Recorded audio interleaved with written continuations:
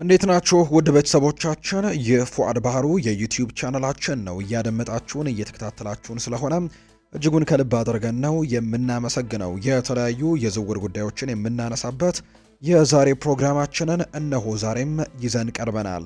ዛሬም እንደተለመደው ሰፋ ያሉ የዝውውር ጉዳዮችን እያነሳን ቆይታን እናደርጋለን። እርግጥ ነው የክረምት ተጫዋቾች የዝውውር መስኮት በቅርቡ ይከፈታል። ነገር ግን አንዳንድ ክለቦች በዝውውር መስኮቱ ላይ ቀድመው ዝውውሮችን ለመጨረስ ሙከራዎችን እያደረጉ እንዳለ እየሰማን እንገኛለን። ለምሳሌ ያክል በቅርቡ ከባየር ሚኒክ እና ከአርሰናል ጋር በትልቁ ስሙ ሲነሳ የነበረው አንቶኒ ጎርደን ትላንትና በተደረገ የዝውውር ዜናዎች መሰረት ወደ ባርሴሎና ለማምራት ከጫፍ መድረሱን የሚያሳዩ መረጃዎች ይፋ እየተደረጉ ነው። ሁሉ ነገር በዚህ ጊዜያቶችን ለመጠናቀቅ እየተቃረቡ እንዳለ የሚያሳዩ ነገሮች ያሉና ሌሎች ክለቦችም እንዲሁ በዝውውር መስኮቱ ላይ በተለይ ከዓለም ዋንጫው ጅማሮ በፊት ሊያደርጓቸው ስለሚችሏቸው ዝውውሮች አሁን በትልቁ እያሰቡ የሚገኙበት ጊዜ ላይ እንደሆነ ይታወቃል። እና እኛም ከማንቸስተር ዩናይትድ፣ ከአርሰናል፣ ከቼልሲ፣ ከሊቨርፑል ከሌሎችም የአውሮፓ ታላላቅ ክለቦች ከምንላቸው የተለያዩ የዝውውር ጉዳዮችን የምናነሳበትን ፕሮግራም በዛሬው የፉአድ ባህሩ የዩቲዩብ ቻናል ፕሮግራማችን ይዘን ቀርበናል። እናንተ ሀሳብ አስተያየቶቻችሁን ኮሜንት ቦክስ ላይ እንድታጋሩን በአክብሮት እንጋብዛለን። እኛ ግን በዛሬ ፕሮግራማችን እነዚህን ርዕሰ ጉዳዮች እያነሳን ነው ቆይታን የምናደርገው። እስከ ፕሮግራማችን ፍጻሜ ድረስ አብራችሁኝ እንድትቆዩ በአክብሮት ጋብዛለሁ። ቪዲዮአችንን ላይክ፣ ቻናላችንን ሰብስክራይብ እያደረጋችሁ ከኛ ጋር እየቆያችሁና ስላላችሁ ከልብ አድርገን ነው የምናመሰግነው። አብራችሁኝ ቆዩ።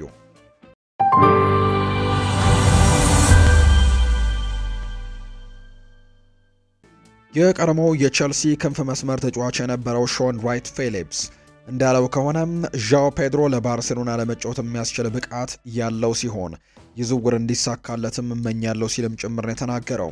ራይት ፊሊፕስ ሲናገር በቀድሞ ክለቡ ላይ በሰነዘረው ያልተጠበቀ ትችትም ዣኦ ፔድሮ አሁን ላይ ባለው የቼልሲ አመራር ስር ክለቡን መልቀቅ ቢፈልግ እንደማይፈረድበት ነው የገለጸው። ብራዚላዊ አጥቂ በስታንፈርድ ብሪጅ በመጀመሪያው የውድድር ዘመኑ ድንቅ ብቃቱን ቢያሳይም በጠቅላላው ግን ለክለቡ ተስፋ አስቆራጭ የውድድር ዘመን እንደነበር እናስታውሳለን። የስፔን ብራዚል የተባለ የመረጃ ምንጭ እንደተናገረው ከሆነ ደግሞ በተለይ ሳይመን ፊሊፕስም እንዲሁ እንደተናገረው ከሆነ ባርሴሎና ዣኦ ፔድሮን ለማስፈረም ፍላጎቶች እንዳሉት ነው የተናገረው።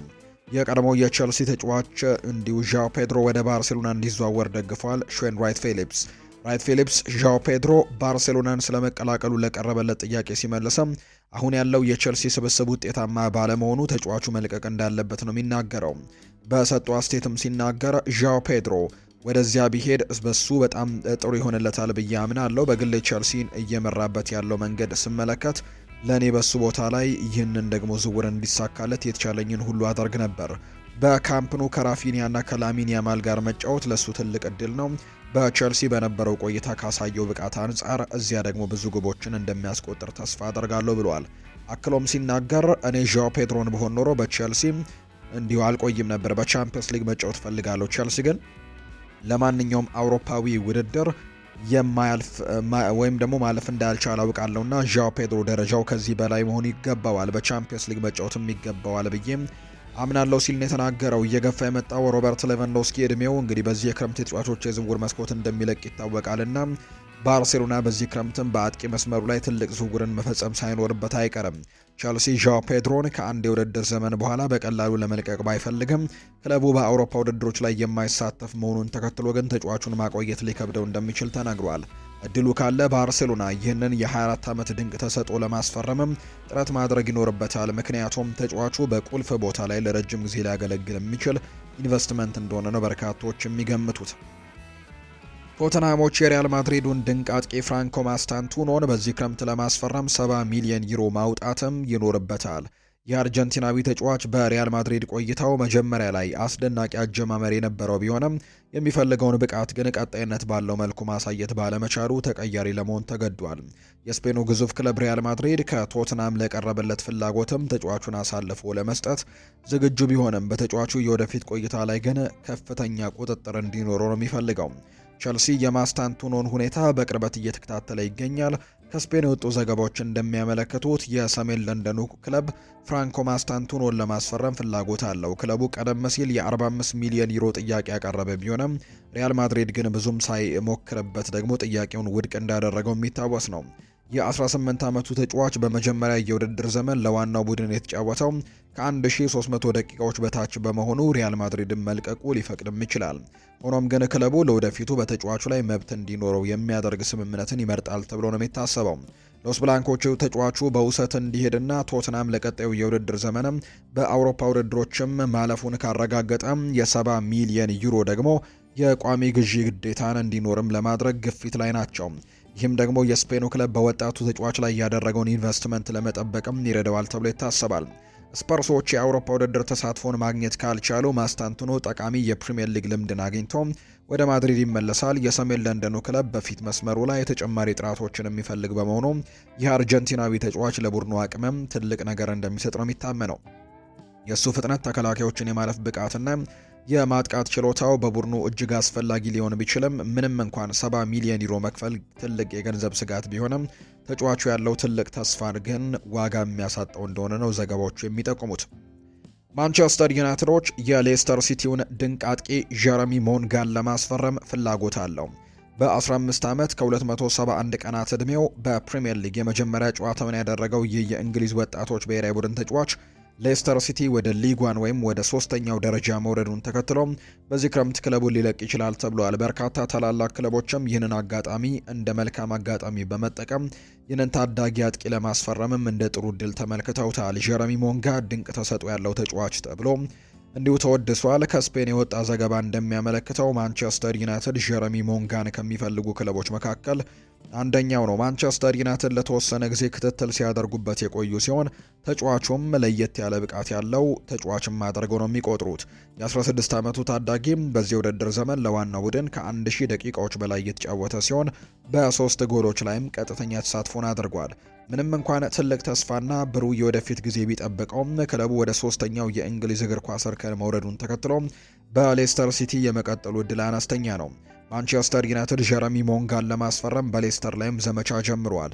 ማንቸስተር ዩናይትዶች ይህንን አጋጣሚ ትልቅ አቅም ያለው ተሰጥኦን ለመጠቀም እንደ መልካም አጋጣሚ ይቆጥሩታል። ለረጅም ጊዜ የሚቆይ ቡድን ለመገንባትም የሚያደርጉት ጥረትም ታዳጊው ለፕሮጀክታቸው ፍጹም ተስማሚ እንደሚሆን ያምናሉ። በሁለቱም መስመሮች ላይ መጫወት የሚችል ሲሆን ተከላካዮችን የማለፍ ልዩ ችሎታ እንዳለው እንዲሁ ይነገራል። ሞንጋ በ6 ሚሊዮን ዩሮ አካባቢ ሊገኝ ይችላል ተብሎ የሚታሰብ ሲሆን ይሄ ገንዘብ መጠን ለፕሪሚየር ሊግ ግዙፍ ክለቦችም ብዙም የሚያሳስብ አይደለም። ይሁን እንጂ ሌሎች ታላላቅ ክለቦች ተጫዋቹን የሚፈልጉት በመሆኑ እሱን ማግኘት ቀላል አይሆንም። በመጨረሻም ይህ እንግሊዛዊ ታዳጊ ውሳኔውን የሚያሳልፈው ለተጫዋችነት እድገቱ የተሻለ ነው በሚለው አማራጭ ላይ ተመስርቶ ሊሆን እንደሚችል የሚያሳዩ መረጃዎችም ይፋ ተደርገዋል። በአርነ ስሎት የሚመራው ሊቨርፑል በመጪው የክረምት የተጫዋቾች የዝውውር መስኮት የአረቢ ለብዚሹን ድንቅ አማካይ አሳን ኦድራጎን ለማስፈረምም እቅድ እንዳለው እየተነገረ ነው። የሻልክ 04 አካዳሚ ውጤት የሆነው ኦድራጎን አረቢ ለብዚሽን ከተቀላቀለ በኋላ ብቃቱ ከጊዜ ወደ ጊዜም እየጨመረ መጥቷል። የእሱ አስደናቂ አፈጻጸም ለጀርመን ብሔራዊ ቡድን እንዲመረጥ የረዳው ሲሆን ይህም ደግሞ በመላው አውሮፓ የበርካታ ክለቦችን ትኩረትም እንዲስብ አድርጎታል። ኦድራጎ ከማንቸስተር ዩናይትድ፣ አርሰናል እና ቼልሲ ጋር ስሙ ተያይዞ መቆየቱ የሚታወስ ነው። ቲም ቶክ እንደዘገበው ከሆነ አርነ ስሎት አስከፊ ከነበረው የ2025-26 የውድድር ዘመን በኋላ ስብስባቸውን ለማጠናከር በሚያደርጉ ጥረት የኦድራጎን አገልግሎት ይፈልጉታል። ይህንን የጀርመን ብሔራዊ ቡድን ተጫዋች ለሆላንዳዊው አሰልጣኝ የጨዋታ ስልትና ለክለቡ ፕሮጀክትም ፍጹም ተስማሚ እንደሆነ ነው የሚያምኑት። ባለፈው ክረምት ለተጫዋቾች ዝውውር ከፍተኛ ገንዘብ ቢያወጡም ለማንቸስተር ዩናይትድ ነገሮች በታቀደው መሰረት አልሄዱም። በዚህ ምክንያትም ለሚቀጥለው የውድድር ዘመን በድጋሚ ትልቅ ኢንቨስትመንት ለማድረግ እያሰቡ ነው። ለአረብ ለብዚሽ ወጥ የሆነ ብቃትን እያሳየ የሚገኘው ኦድራጎ በመሃል ሜዳው ላይ ዋነኛ ኢላማቸው ነው። ምንም እንኳን የጉልበት ጉዳት በዚህ የውድድር ዘመን ለረጅም ጊዜ ከሜዳ ቢያርቀው የ20 ዓመቱ ተጫዋች በ800 ደቂቃዎች ውስጥ በ7 ጎሎች ላይ ቀጥተኛ ተሳትፎን አድርጓል።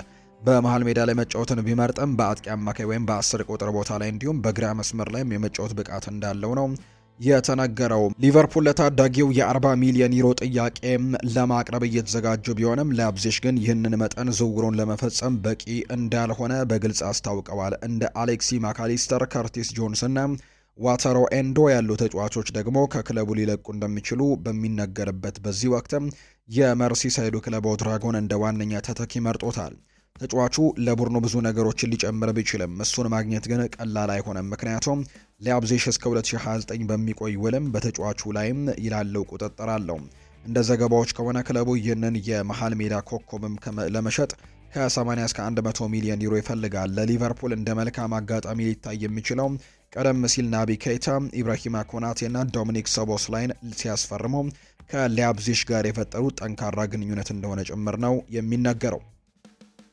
በኤዲ ሃው የሚመራው ኒውካስል ዩናይትድ የስፖርቲንግ ሊዝበኑን ድንቅ አጥቂም ሉዊስ ሱዋሬዝን በዚህ ክረምት ለማስፈረም የሚደረገው ፉክክር ላይ ቀዳሚነቱን እንደያዘ ተናግሯል። ይሄ የኮሎምቢያ ተጫዋች በስፖርቲንግ ሊዝበን የመጀመሪያው የውድድር ዘመኑ እጅግ አስደናቂ በሆነ ሁኔታ እያሳለፈ የሚገኝ ሲሆን አፈጻጸሙም የብዙዎችን ትኩረት ስቧል።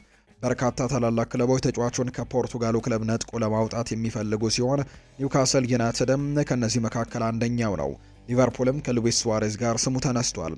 ኮሪዮር ዴመንሃ ስፖርት ዊትነስን ጠቅሶ እንደዘገበው ከሆነ በፖርቱጋል የመጀመሪያ ውድድር ዘመኑ በ44 ጎሎች ላይ ቀጥተኛ ተሳትፎ ያደረገው ሉዊስ ሱዋሬዝን ለማስፈረም ማክፓይሶቹ ግንባር ቀደም እንደሆኑ ጭምር የሚያሳዩ መረጃዎችም እየወጡ ይገኛሉ። የታይንሳይዱ ክለብ የ28 ዓመቱን ተጫዋች ስለማግኘትም አስቀድሞ መጠየቅም ጀምረዋል።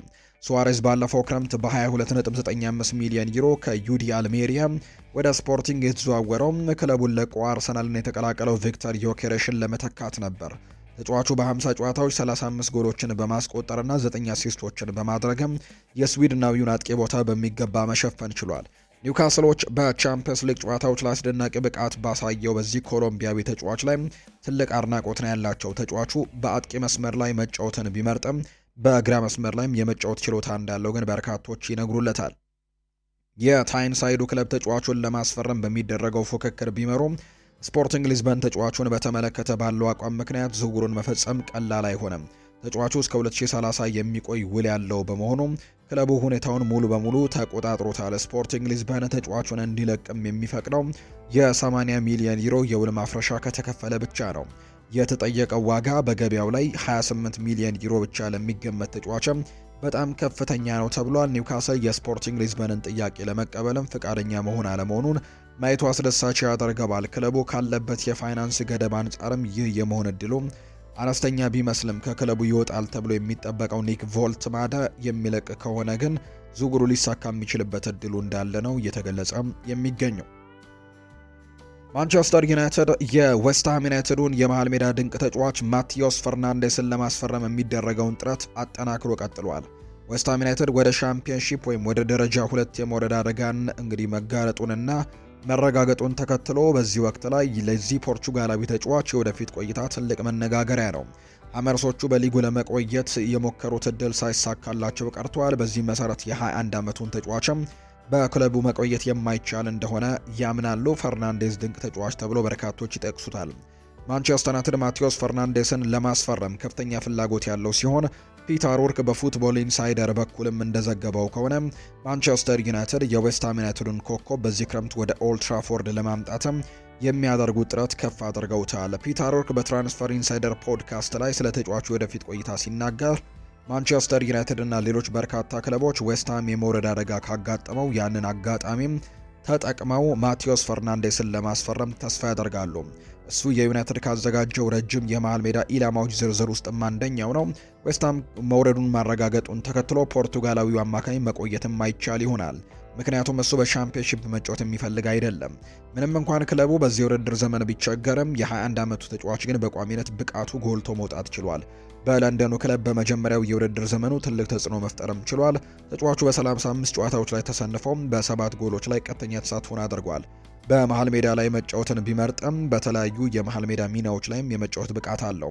የእሱ አስደናቂ አፈጻጸም በማንቸስተር ዩናይትድ እይታ ውስጥም እንደገባን የተነገረው ካሴሚሮ ክለቡን የሚለቅ በመሆኑና ማኑኤል ኡጋርቴም የመሸጥ እድሉ በጣም ሰፊ ስለሆነ ማንቸስተር ዩናይትዶች የመሃል ሜዳቸውን ለማሻሻል ሲያቅዱ ማቲያስ ፈርናንዴስ በዝርዝራቸው አናት ላይ ይገኛል።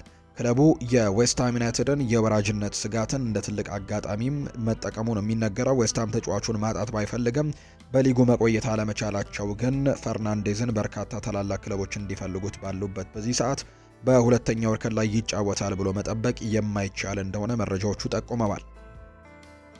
ሪያል ማድሪድ እና ባየር ሚኒክ የማንቸስተር ሲቲውን ተከላካይ ሄስኮ ግቫርዲዮልን ለማስፈረም ያለውን እድል ለማጥናት ከተጫዋቹ ወኪሎች ጋር ንግግሮችን አድርገዋል። ሁለቱም ክለቦች የ24 ዓመቱን ተከላካይ ከፍተኛ አድናቂዎች እንደሆኑ ተነግሯል። ይሁን እንጂ የፕሪሚየር ሊጉ ግዙፍ ክለብ ማንቸስተር ሲቲ ይህንን ውድ ተጫዋቹን የመሸጥ ምንም አይነት እቅድ የለውም።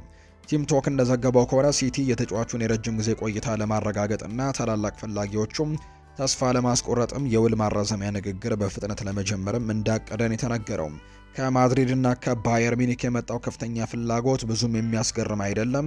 ሁለቱም የአውሮፓ ግዙፎች በግራ መስመር ተከላካይነትም ሆነ በመሃል ተከላካይነት በብቃት መጫወት የሚችል ጠንካራ ተጫዋች በገበያው ላይም እየፈለጉ ሲሆን ግቫርዲዮል ደግሞ ለዚህ ፍላጎታቸው ፍጹም ተስማሚ ነው።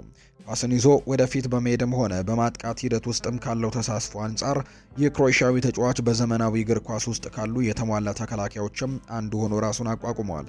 ይሁን እንጂ የግቫርዲዮል የዘንድሮ የውድድር ዘመን ከሜዳ ላይ ብቃት ይልቅ ከሜዳ ውጪ በነበሩ ብስጭቶች የተሞላ ነው። በጥር ወር መጀመሪያ ላይ ከቼልሲ ጋር በነበረው ጨዋታ የደረሰበት ከባድ የግጭት ጉዳትም የውድድር ዘመኑን ያሰናከለበት ሲሆን ለወራትም የሚቆይ ጉዳቶችን እንዲያሳልፍ አድርጎታል። ሲቲ በጉዳት ምክንያት በተከላካይ መስመሩ ላይ ለገጠመው ችግርም ማርክ ጉሂን በጥር የዝውውር መስኮት ለማስፈረም ተገዶ ነበር። አሰልጣኝ ፔፕ ጓርዲዮላ ግን አሁንም በግቫርዲዮል ልዩ ብቃት ያላቸውን እምነትም እንዲሁ አልቀነሱም ነበር እስከ መውጣታቸው ጊዜ ድረስ። ጋርዲዮላ በቅርቡ በሚዲያ ላይ በሰጡት መግለጫም እንደ ግቫርዲዮላ ያለ ተጫዋችን ማግኘት እጅግ አስቸጋሪ መሆኑን በመጥቀስም ተጫዋቹ በማንቸስተር ሲቲ እንዲቆይም ያላቸውን ፍላጎትም በግልጽ ተናግረው ነበር። ከክለቡ ጋር ያለው ውል በ2028 የሚጠናቀቅ ቢሆንም ሌሎች ክለቦች የዝውውር ጫናን ለማሳደር ወደሚሞክሩበት የ2 ዓመታት የጊዜ ገደብ እየተቃረበ ግን ይገኛል። ይህንን ስጋት የተገነዘቡት የሲቲ እግር ኳስ ዳይሬክተር የሆኑት ሁጎ ቪየና በቡድኑ መረጋጋት ለመጠበቅ በንቃት እየተንቀሳቀሰ ነው። የወጡ ዘገባዎች እንደሚያመለክቱት ክለቡ ተጫዋቹን ቢያንስ እስከ 2030 በኢቲያድ ሊያቆይ ይችላል።